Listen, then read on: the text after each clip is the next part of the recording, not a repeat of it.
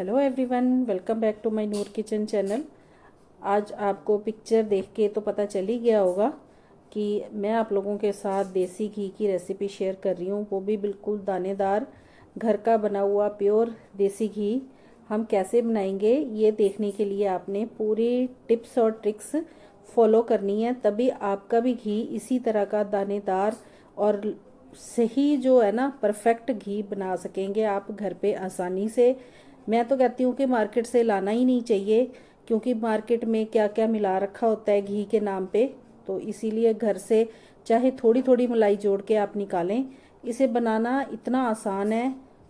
इसके लिए आपने क्या करना है, चाहे आपकी 2 चम्मच ही मलाई निकले डेली की, लेकिन आप उसको एक बाउल में फ्रीज़र में रख दें।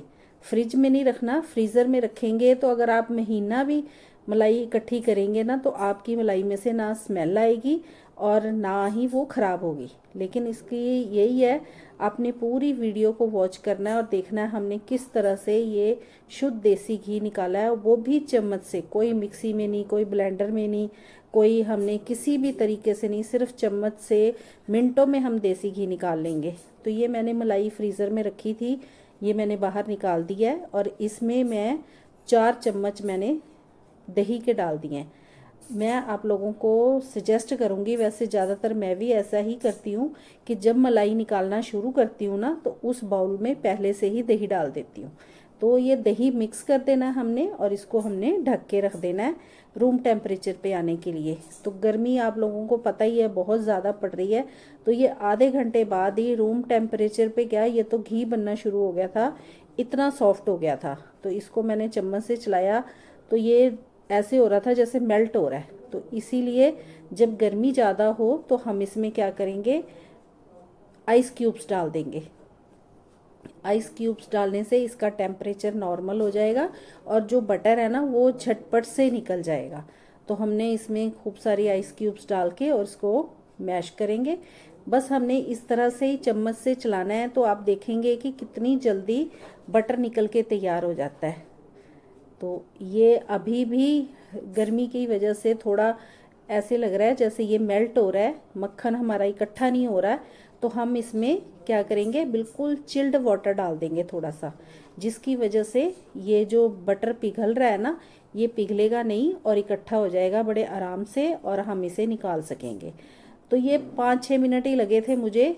तो जैसे ये ठंडा पानी डाल के, चिल्ड वाटर डाल के हमने इसको मिक्स किया है, चलाया 2-3 बार, तो ये आप देखिए सामने आपको देख के ही पता चल रहा है कि बटर इकट्ठा होना शुरू हो गया हुआ है। तो हम ये देखिए इस तरह से जब हम इसमें चम्मच चलाएं और चम्मच को निकालें बाहर, और बिल्कुल साफ तो नहीं, मतलब कि चिपके ना इसके साथ ये मलाई, तो समझ लें कि बटर बिल्कुल रेडी हो गया हुआ है।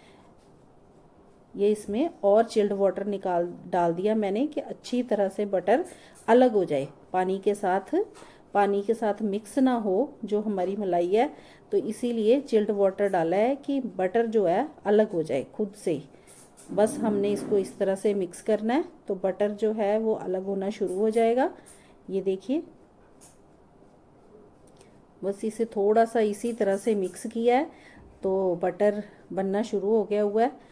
तो ये अब आपको निकाल के दिखा देते हैं। तो बटर की यही है कि जब आप निकालेंगे ना, तो वो आपके हाथों के साथ बहुत ज़्यादा नहीं चिपकेगा। जैसे क्रीम होती है तो क्रीम बहुत ज़्यादा हाथों से लग जाती है ना, तो जब वो बटर बन जाता है ना तो हाथों से नहीं लगता। तो ये देखिए पानी डालते ही बड़े आराम से बटर अलग हो गया। तो इसे हम इस तरह से पानी में से निकाल देंगे, निचोड़ लेंगे। दोनों हथेलियों में हाथों से प्रेस करके आप इसका पूरा पानी निचोड़ दें और फिर आप इसे इकट्ठा कर लें। तो मैं ज़्यादा बर्तन नहीं लगा रही हूँ, जिसमें हमने घी निकालना है मैं उसी में डाल रही हूँ। और फिर ये सारा बटर निकाल के फ्रिज में थोड़ी देर के लिए हम रख देंगे कि ये ठंडा हो जाए और जो पानी है इसमें वो सेपरेट हो सके आराम से। तो हम इसको थोड़ी देर के लिए इस तरह से सारा मक्खन निकाल लेंगे और फिर इसे फ्रिज में ठंडा होने के लिए रख देंगे।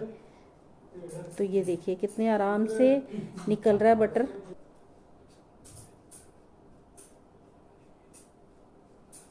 तो सारा बटर हमने निकाल लिया और हमारे पास ये छाछ जो बच गई है, ये भी हमने फेंकनी नहीं है, ये भी हमारे काम आ सकती है। हम इससे आटा गूंद सकते हैं, हाँ, पी तो नहीं सकते लेकिन कड़ी भी बनाई जा सकती है इससे, और आटा वगैरह भी गूंद सकते हैं।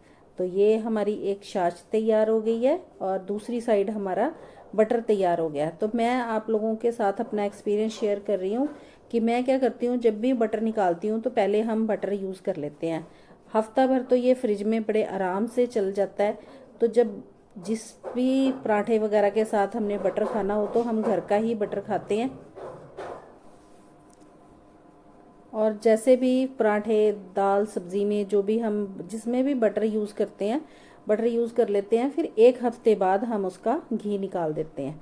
तो घी निकालने के लिए ये देखिए फ्रिज में रखा था मैंने, तो बड़े आराम से जो साइड में लस्सी है, इसकी छाछ है, इसे हम निकाल लेंगे और इसे हमने अब इसी तरह से चूल्हे पे चढ़ा देना है।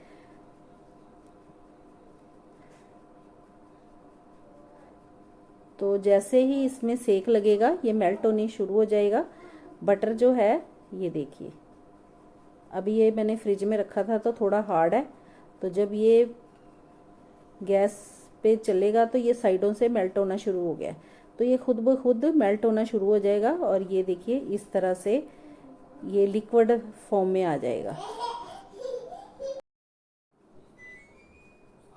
बस हमने इसे इस तरह से ही चलाते रहना है। बस आपने ये ध्यान रखना है कि इसको चलाना नहीं छोड़ना, नहीं तो तले के साथ जो छेना होता है ना वो लग जाता है, तो घी का भी वो टेस्ट नहीं आता और हमें बर्तन भी हमारे ख़राब हो जाते हैं, जो हमें मांजने में बाद में धोने में मुश्किल होती है। तो इस तरह से आप लगातार चलाते रहें इसे, बहुत ही जल्दी घी बन के तैयार हो जाएगा। बहुत ज़्यादा आपको इंतज़ार भी नहीं करना पड़ेगा। ये देखिए मेल्ट हो गया, ये सारा बटर जो है ये मेल्ट हो गया। तो जब ये घी बनेगा ना तो ये खुद ब खुद जो इसका छेना होता है वो पैंदे में चिपकना शुरू हो जाता है, इसीलिए हमने इसको चलाते रहना। ये देखिए इस टाइम पे कितना गाढ़ा हो गया और इस टाइम पे ना छींटे भी उड़ती हैं, तो आप ज़रा ध्यान से ये काम करें, नहीं तो इसके ऊपर ढक्कन दे दें कि आप पे छींटे ना उड़ें, क्योंकि बहुत तेज़ तेज़ छींटे उड़ती हैं। तो ये काफ़ी इस टाइम पे थिक हो जाता है क्योंकि ये प्रोसेस शुरू हो चुका है घी बनने का। ये देखिए घी बनना शुरू हो गया ना। अब जब उस पे आ जाता है, ये स्टेज पे आ जाता है, घी बनना शुरू हो जाता है, फिर ज़्यादा नहीं छींटे उड़ती हैं इसकी। तो बस हमने इसको इस टाइम पे चलाते रहना है और घी खुद ब खुद अलग होना शुरू हो जाएगा। तो ये जो आपको गाढ़ा गाढ़ा दिख रहा है, जो एक्स्ट्रा है, ये अलग हो जाएगा।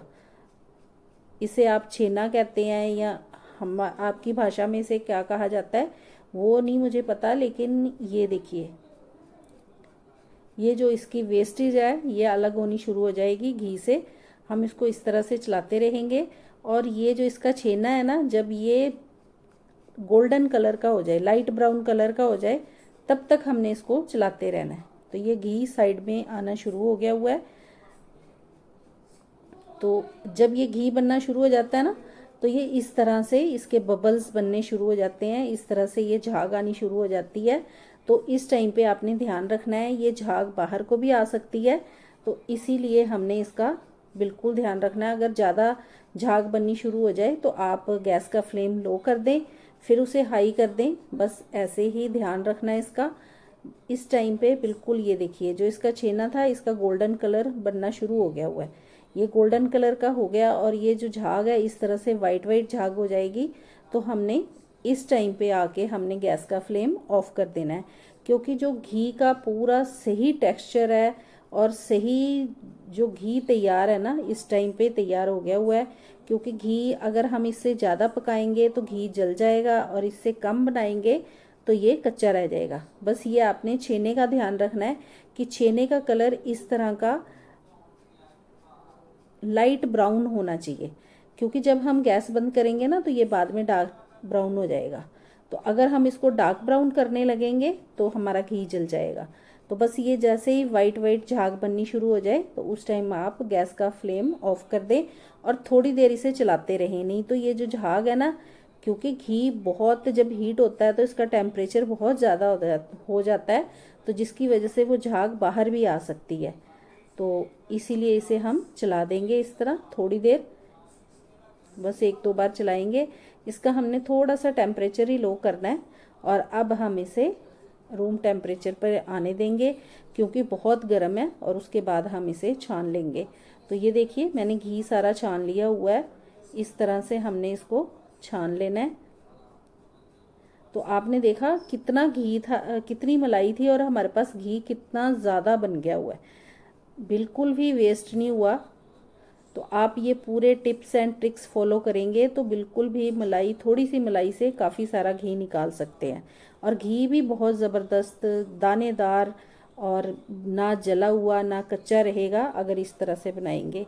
तो आपको हमारी रेसिपी कैसी लगी है ये कमेंट करके ज़रूर बताएं। अगर आपको हमारी रेसिपी पसंद आई हो तो चैनल को लाइक करें, शेयर करें। चैनल पर पहली बार आए हैं तो चैनल को प्लीज़ सब्सक्राइब करें, और वीडियो को लाइक शेयर कमेंट ज़रूर किया करें। कमेंट करके ज़रूर बताया करें कि आपको हमारी ये रेसिपी कैसी लगी है, और बाकी भी जो भी हम रेसिपी डालते हैं वो आपको कैसी लगती है कमेंट करके ज़रूर बताया करें। और अपना साथ इसी तरह बनाए रखें, और हमें अपनी दुआओं में भी याद रखें।